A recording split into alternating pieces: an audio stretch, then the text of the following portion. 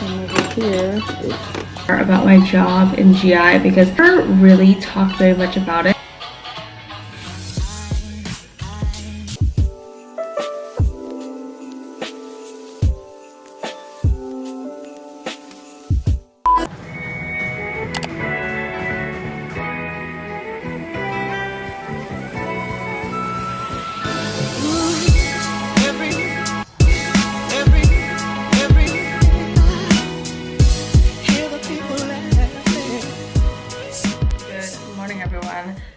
So, oh my gosh, my hair looks crazy.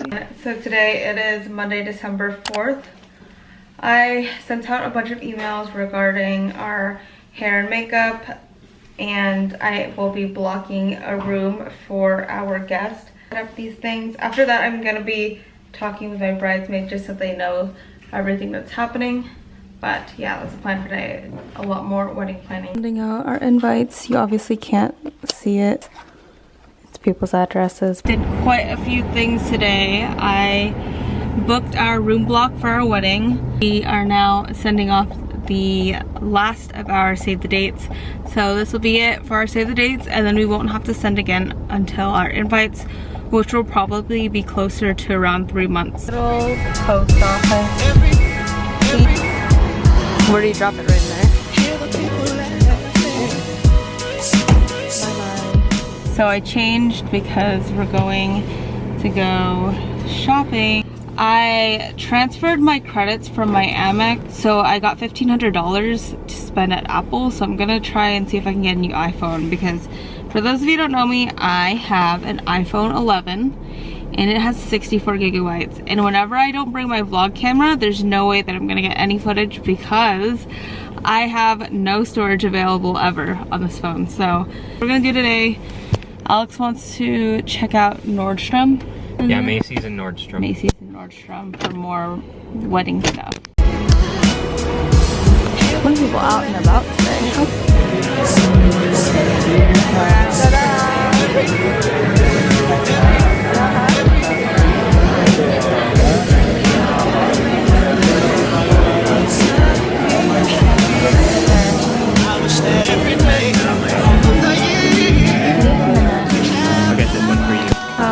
So this is our reward after shopping and getting a new phone.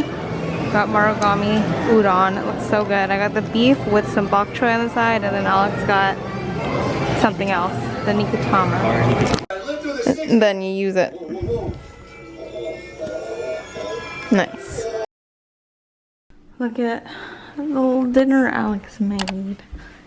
And our little Chardonnay, or not Chardonnay. Our non-alcoholic Chardonnay.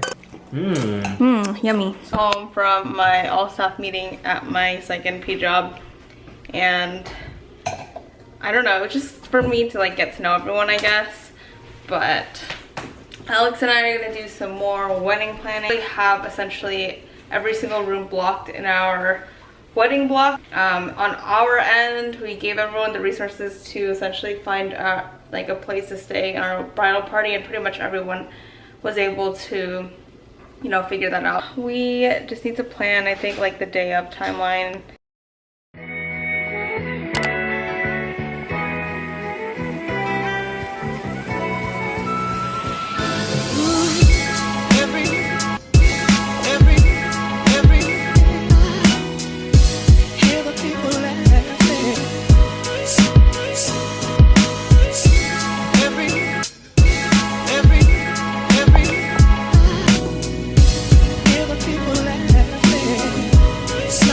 Be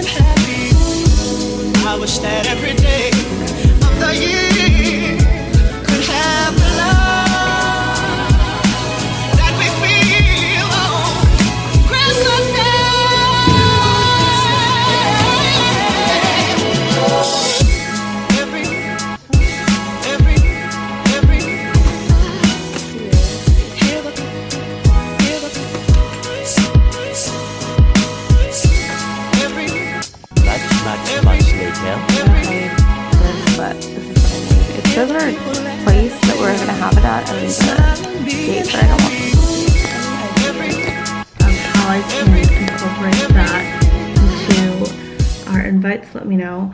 I was thinking of printing it on translucent paper and then putting it over the invites. And then I also thought of putting it on the envelopes, but I don't know, I really can't think of much. Tell you a little bit more about my job in GI because I never really talked very much about it, but in March of this year, I decided to go from ER to GI, and that's when I decided to transition into a more like outpatient setting. So essentially where I work is a procedure center where we do same day procedures. We are still doing conscious sedation, so I am still considered like a critical care.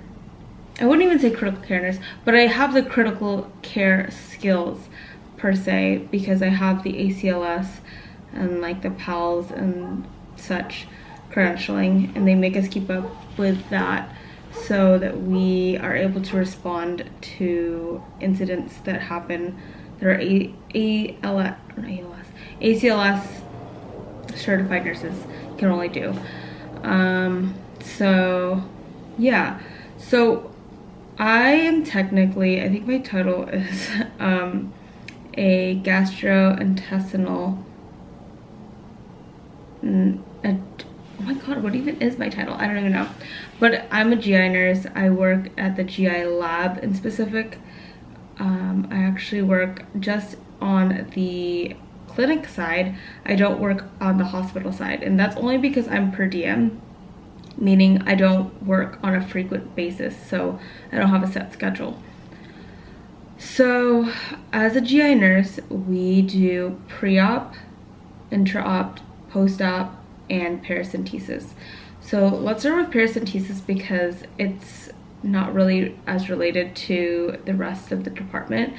I don't go there very frequently because they like to put travel nurses there because they think that people hate paracentesis, but I really like it. I think it's very, very easy. And we get secluded into a corner, which I personally, as an introvert, I don't mind that. And I get to spend a lot more time with my patients.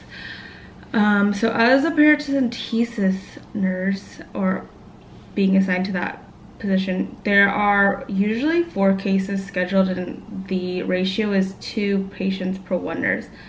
Amazing. I love it. I think it's way easier than doing a paracentesis and having 2 other patients in the ER. So essentially what happens is they use the mid-level providers like NPs and PAs to tap the patient and drain the fluid, and then from there your job is just to treat it like a procedure, monitor their vitals, check how much fluid is being taken out, documenting, and then you essentially remove the catheter, put some pressure on it, wrap the site up. I let my mid-level providers always know because I don't know, I just like having that closed loop communication, so I always tell them like how much came out even though I already document it, and they probably don't even care, but I just do it for, I don't know, just to keep communicating. And that is paracentesis. Super easy. They use like a ultrasound machine to essentially check where the best place to tap the patient, but on our end, do we really need to know that? Not really. The only thing we do is time out with our providers, and then we monitor them, and then we remove the catheter. Super easy. Now we're gonna move on to pre-op, and pre-op is very straightforward as well. I guess most of these positions are very straightforward. Pre-op is essentially where you pre-op the patient. You have to make sure the doctor has like their notes in and they've talked to the patient so that you can get informed consent, have them sign, because as an RN you're able to have them sign after the doctor's already explained it. From there, getting a lot of information. The con to pre-op is you talk a lot. I could probably tell you all the yes or no questions that they ask. Like we asked about any history of brain injury, any sleep apnea, snoring, liver, kidney, heart, lung, all the diseases, and we always check for like blood thinning medications that they're taking, because a lot of the procedures, a lot of them, like we do a lot in GI, we just do the endoscopies and the colonoscopies and upper endoscopies, but sometimes if they have to, like, you know, clip something, they obviously do not want you on a blood thinner the morning of. Other than that, we start the IV. We essentially tell the intra-op nurse that the patient's ready. The intra-op nurse grabs them. So that kind of segues into intra-op, which I think is the hardest in some ways because of the fact that you're moving at the pace of your provider. And they don't allow mid-level providers at my facility to do colonoscopies or upper endoscopies. And I'm pretty sure that's across the board, but I just wanted to preface that. So they're only doctors, and from there, normally on a day-to-day basis, we have like, I'd say like 14 patients per doctor. As an intra-op nurse, that means that's how many patients you also have. So we pull the pre-op patients to the intra-op, essentially hook them up, do a timeout. As the intra-op nurse, you're a circulator, so I don't like how they call it like we run the room, because I don't think we run the room. I feel like if we ran the room, then the pace of it would be much different and the doctors wouldn't be so, you know. But we're essentially the eyes and ears of the room. We are the way that, you know, everyone in the room communicates. So we do the timeout, checking the patient, all that good stuff. From there, you either have an anesthesiologist or a CRNA, or you're the one giving the medications, which makes the room a lot more difficult. As a CRNA, they're the one monitoring the sedation, whereas you're also the circulator as well as the person giving the medications. So you're documenting like, oh, I gave 2 of Versed, or I gave like 50 of fentanyl. And then you also, on top of that, have to manage pathology. So for example, if they find like a, 5mm polyp, you're documenting that, cross-checking that with the doctor, and then you label it. So there's a lot of things that you do in the intra-op as opposed to, doing pre-op or paracentesis. I think it's a lot more multitasking. Sometimes I like being there, to be very frank with you. I like being there when the good doctors are there. I think it's very educational. I think it makes the time go by fast. But if you have a really awful, and I'm noticing this in our,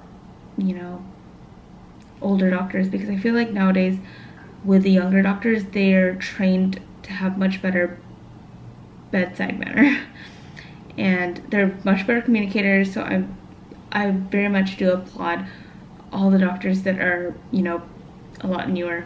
So I love working with those kinds of doctors. I feel like it's educational for me. It makes the patient more comfortable. I'm more comfortable. But yeah, that is intra-op. From there, you disconnect the patient, give report to the post-op nurse, and then we continue on with the roll. So moving on to what post-op does, and I would say it's obviously very similar to pre-op, except for the fact that you would essentially, take out their IV, usually give them like water or juice. I like to give them water or juice before so that I can test if they're gonna throw up, if they're feeling nauseous. Then I would want to have the IV still in, so that in case they feel nauseous, I can just give them Zofran through the IV.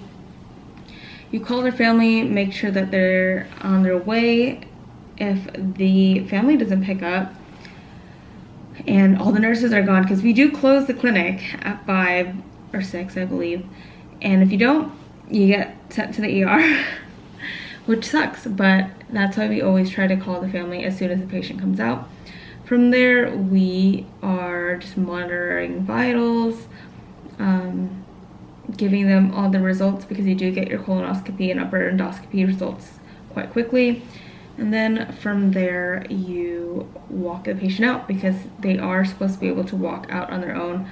We also do get some same-day surgery. So for example, I know the last time I worked, I had a lot of cataract patients, and usually it's just the ones that I had the last time were just one eye, which is really easy because with the one eye they can walk, which makes it a lot easier versus having me call transport to. Our policy is that we have to wheel the patient all the way down, and the family member cannot wheel the patient down. There must have been some incident that happened, because in my book I think it would have been totally fine for the family member to wheel down the patient, but that's just our, I don't know if that's the policy at Kaiser or the policy at our unit, but that's what they want us to do. And after all, I just work there, so I just follow whatever they tell me to do. But yeah, that's pretty much it. I think that's the gist of it. It's obviously not a very detailed version of what GI nurses do, but it is, I think, the gist of what we do, and it gives you a good idea, because when I first looked into GI positions, I had no idea what they really did other than conscious sedation. I just knew it was an easier job than the ER, which I will say, overall, in the clinic side at least, it is technically easier. But yeah, I'm gonna edit this vlog because I haven't uploaded in quite a bit, and then I also have, I was gonna say lunch, but it's already 5 p.m. It's gonna be dinner with my friend who's also a psych NP, and we just like to catch up. I feel like it's really good for us to be able to talk about different cases that we have, and she works more in like addiction medicine, so sometimes it's interesting to listen to her talk about her cases. But yeah, morning everyone. My exposure is so high right now because I'm getting my hair done. I wish I could show you better before, but I guess this is as good as it. Anyway, this is my before, and then I'm gonna show you after.